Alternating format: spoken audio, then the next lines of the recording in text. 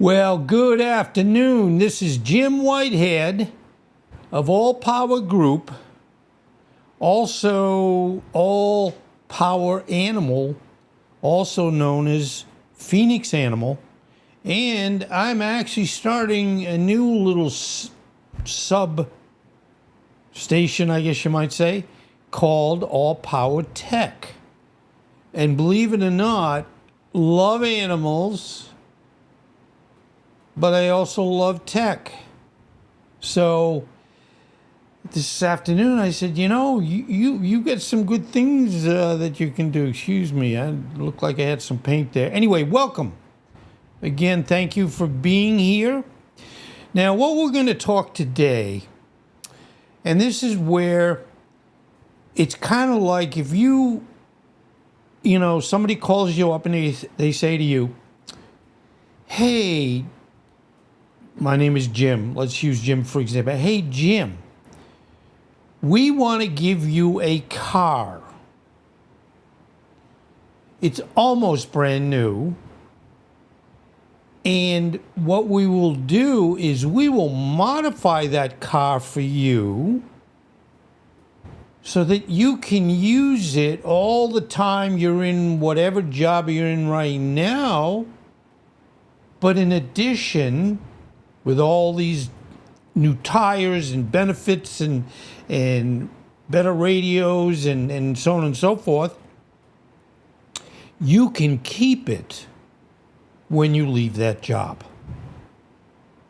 Now you'd say, what drug are you on? Well, the scary part, this is an actual thing that is happening in our government.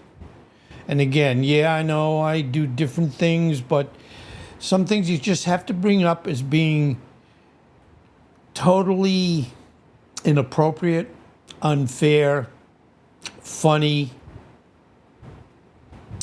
a means for pushing the boundaries to see how far. And I used to do this when I was 4 years old. My mother would say, you can't do that. And I know little Jimmy here, I'm 75 now, so I'm not little Jimmy anymore. I would just keep pushing to see how far I could push my mom to get what I wanted. And my mother was a great mother. She just would whack me. Not child abuse. Things that I definitely deserved. So anyway, now let's talk about our government and our wonderful child president. Anyway, what we're talking about today is the potential acceptance of a luxury Boeing, made in the United States, 747-8 jumbo jet by a former president from the ruling family of Qatar has raised several ethical and legal concerns. You think? I think we all know the word, and let me think of it. It's bribery. So here are the ethical concerns. And you get into like, oh no, not more stuff today. And then there'll be something equally as weird, wrong, unethical tomorrow. So that's what's neat about every day we can look for things that don't work real well. Okay, ethical concerns, you think? Appearance of impropriety. Accepting such a valuable gift from a foreign government could create the appearance that the country is trying to curry favor or gain influence with the former, with the president. Even if no explicit quid pro quo, and you've heard that before, is involved. This could raise questions about the impartiality of any future dealings or statements related to Qatar. Do you really have trouble figuring this out? It's kind of funny. Now, I do have to say, and and I don't want it to be where it's like, really, Congress is looking at this as they have, and I'm trying not to be too mean, but let's face it, there's been things right after the other that just really don't make sense. But they just kind of go on, and Republicans especially collect their paychecks and just kind of, I don't even know what they do other than go to lunch and then go home. And then they have recesses. I used to love recess when I was in 6th grade, 5th grade. The point is, when you get old like me, we don't have recesses anymore. And then if you die, you're dead. So anyway, setting a precedent, allowing a former or current high-ranking official to accept such lavish gifts could set a troubling precedent for future interactions, U.S. figures, and the foreign governments. Now, let's face it. If I was president, somebody say, Jim, I'm going to give you a beautiful plane. And if I wasn't smart enough, I would go, cool. And here's where there's other problems that come into play. It isn't that they just say, okay, climb on board, we've got the plane, and we fly the president. No. The costs, and we're going to be paying for this. I just want to point this out. This is not a presidential cost by them directly. And the weird thing is, yes, they will have to put millions of dollars into this plane to make it safe for presidents, even though we already have what we call Air Force One and Air Force Two that are to the nth degree of ensuring the president's safety. Now, yes, as an aside, they were Boeing, and I'm not sure if it was Biden's administration or it might have been Obama, but they ordered new Air Force One, Air Force Two, and they were supposed to be finished in 2022. Now, the pandemic of, I think the virus I'm talking about, COVID, has put off them finishing these planes until literally 2027. Now, of course, baby is saying, I want my plane now. And even our little baby tried to get one of his doggy babies to speed up the process. So instead, I think they cut off a couple years, or so it might have been where they brought it down to 2025. I wish it was 2005. That was still not good enough. So in other words, baby goes and says to Qatar, whatever, hey, how about a jet for free? Now the funny thing is, as I said, we have to put all the money into this to make it very safe. All the rockets, the countermeasures, all the radio equipment, all the safety equipment, all the livable space so that on the plane where they can bring, and I'm not even sure the number that they bring, but reporters with them.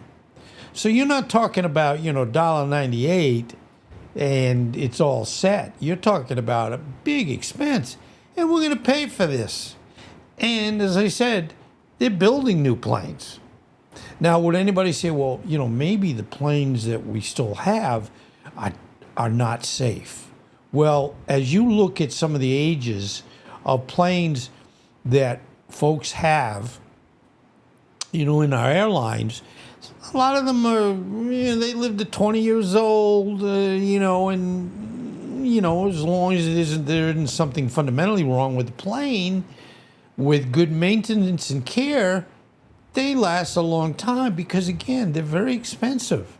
And you can't just say, well, every year I get a new plane. So anyway, transparency, the details surrounding the offer, including its valuation, reportedly around, and this is my salary, by the way, $400 million. That's the cost of this plane. Now, that isn't costing anything to do with, that I'm aware of all the retrofitting that they would have to do. And of course, baby would be pushing for it to be done yesterday. The intended use of the aircraft and the timeline for its potential transfer to a presidential library have prompted calls for greater transparency. Now, do you really think that baby, when he leaves office, is just going to say, I'm not going to do anything with this plane except park it at my baby, library? I don't think so. So, legal concerns. The emoluments clause. The emoluments clause of the U.S. Constitution, and I know what's happening is they're trying to have it where, what Constitution? Do we have a Constitution? Yeah, I know. Anyway, in the U.S. Constitution, Article 1, Section 9, Clause 8, very specific, prohibits any person holding an office of profit or trust. Now, the profit margin is there. I don't believe the trust part is there. Under the United States, from accepting any present, not even at Christmas time, the emolument, office, or title of any kind, whatever, from any king, prince, or foreign state without the consent of Congress. While the individual in question will leave office, some legal experts argue that accepting such a gift could still raise concerns, particularly if it was offered or discussed, and received when they were in office. So, do you think bribery and foreign influence? Now, this isn't even picking on one person, let's say. This would be true for every office holder in the United States government. You can't do anything that makes it look like you're receiving a kickback, a bribery, and I'm going to tell you, and we've heard the word recently when they say transactional. Most politicians do things transactionally. And that means if I give you $1, I want $1 back. Or it might even be more. If I give you $1, you give me $2 back. So there's no way you'd say, they're good guys. They just go ahead and just give stuff away for free. They expect something. Although reports suggest that the legal analysis have concluded the gift does not constitute bribery because it's not conditioned on any specific official act. The sheer value of the gift and the donor's potential interest in the U.S. foreign policy still raises concerns about undue foreign influence. And it's like you kind of go, really? You couldn't figure this out? Or even some might be saying, you're actually doing a presentation on this? How could they not figure this out? Additional points of consideration. There's always the next what else? Security risks. Some national security experts have pointed out potential security risks associated with a U.S. president using an aircraft gifted by a foreign government, particularly concerning surveillance or espionage. I mean, really, I admit, my wife sometimes thinks I come up with kind of silly, stupid ideas. So I get it. It can happen. But there's certain things where you go, I know this is wrong. So questions might arise about what, if anything, that the Qatari government might expect in return for such a significant gift, even if not explicitly stated. And if it was like, well, they didn't state that it was or that they're expecting anything in return. Oh, it doesn't take a 4-year-old or maybe a 5-year-old to say this is a bribe. Comparison to Air Force One, the idea of using gifted plane even temporarily as a substitute for Air Force One has sparked debate about the security and technological capabilities of such an aircraft compared to highly specialized presidential planes. I mean, whenever they do any type of, hey, let's show you, take a view or take a look at the current Air Force One, et cetera, there's a lot of things they can't tell you. There's a lot of things they can't say. So, this isn't where it's like, well, we need to put $1.98 into it to make it a safe presidential or vice presidential safe plane. They'd even have to paint it. They won't leave Qatar on it. They have to put the United States of America. And paint jobs aren't cheap either. So anyway, it's important to note that the Qatari government has stated that the possible transfer of an aircraft for temporary use as Air Force One is currently under consideration and that the matter remains under review by the respective legal departments and no decision has been made. Similarly, the former president defended the idea as a free of charge gift to the U.S. government. So, yeah, and I'm not the type to report something that, could happen that's not fair. But, the way this was put forth is unless Congress does something about this, this will probably happen. And people will all be going, whoa, wow, this isn't fair. Oh, this shouldn't do this. Well, you shouldn't let it happen. Anyway, despite these statements, the significant value and source of the potential gift continue to fuel ethical and legal discussions. And, it's one of those things you think. So, anyway, thank you for letting me do this today. I do animals and I do a little bit what we call politics in the middle. And I'm also adding, because I am a tech guy, besides a YouTube guy and besides everything else I do, I'm going to be doing some tech discussions. But anyway, that's the whole story today.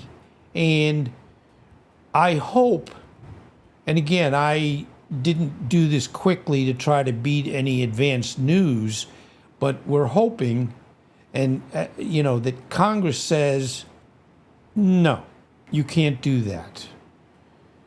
But if there's any, how would you say, history of Congress, especially the Republicans that are actually leading the House and the Senate, and it is in the presidency, they have shirked their responsibility.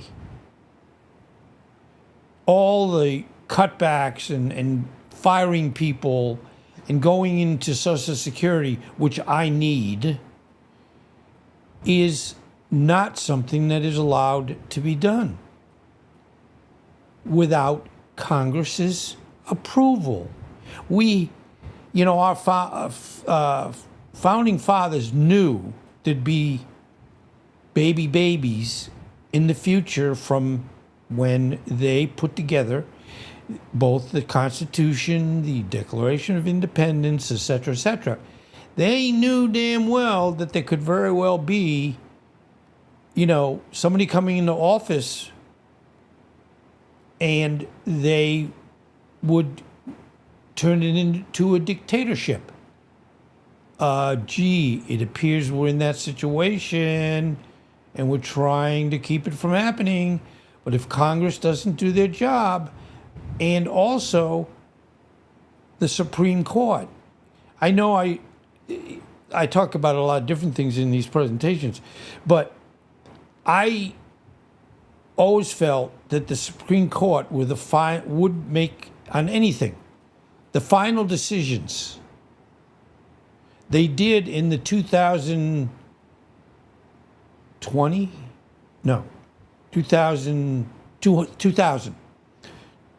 They did make the final decision as to between Bush and Gore because of, and I'm in Florida, I'm still embarrassed, because of the hanging chads on the voting paperwork, pieces of paper. They had to make a decision who would be the next president. And they chose Bush. Now, I like George Bush. I liked senior and junior, no complaints. But the recognition, I also liked Al Gore. And I'm the type that always feel the best person should win. I used to be an independent because I'd say, no, I don't want to be a Republican. I don't want to be a Democrat. I'm going to be in the middle. That's why my politics in the middle kind of fit that. Because I would say, I don't mind voting for a Republican if that's the right person, or a Democrat if it's the right person, a independent if it's the right person. I've always worried about third party, the libertarian group, because unfortunately, I've always felt you should have three, parties basically. But the libertarian was never where you could say, well, they're a force that could potentially win an election. It's just most often it's what they call they spoil. They take votes away from either the Republican or the Democrat. So anyway, I hope you know this news item now, and you're ready to say no, no, and no. So, thank you. Thank you for letting me do this. And I'm going to be coming back shortly with a tech presentation on a modem that I just picked up. Because, if you don't have a good internet connection and plenty of speed and lighting and cameras, you don't have a channel. And when you talk to anybody or listen to anybody talking about YouTube, yes, you don't have to spend tons of money. I get it. It's true. But two things you need to try to have is relatively good video, but also very good audio. Besides a story and a good story and what have you. And that's the hard part in YouTube. But I do everything all on to my right. I'm seeing myself. I'm seeing everything that I'm going out over the air. I also can see when I look to my right, your left, I can see my audio ensuring, and I listen via headphones before I start. So I'm as sure as I can be that the presentation will be good for you. So thank you very much. And try to stay, I'll probably be back another 30 minutes with a discussion on a modem issue. Anyway, again, Jim Whitehead, All Power Group, All Power Tech, All Power Animal. Anyway, thank you again. Be well, okay?